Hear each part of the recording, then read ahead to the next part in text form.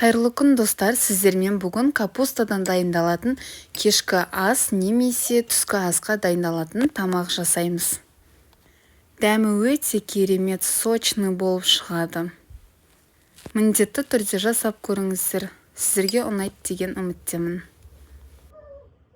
Капустамызды екіге бөліп, оның бір бөлігін жіңішке ұзын етіп турап алып, туралған капустам пышақтың көмегімен майдалап кесетін боламыз.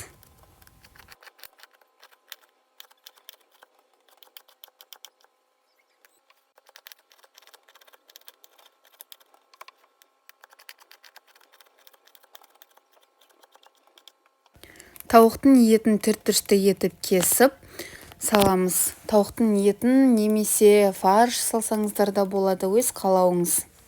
Сәбізімізді терканың көмегімен өткіземіз. Салмамызға жұмыртқаларымызды салып, үстінен сұйық майымызды құйып, қалған специяларыңызды салсаңыздар болады дәміне қарай.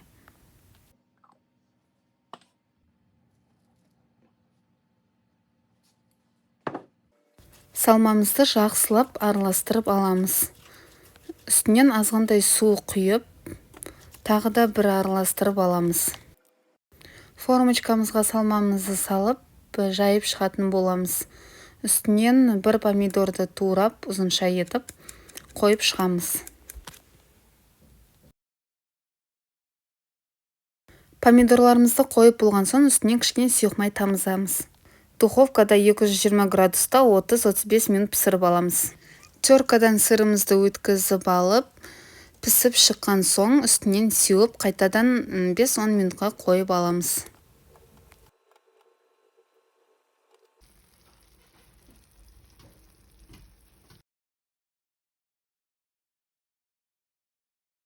Видеом сіздерге ұнаған болса, лайк басып, каналыма тіркелуді ұмытпаңыздар. Ас болсын. Рахмет.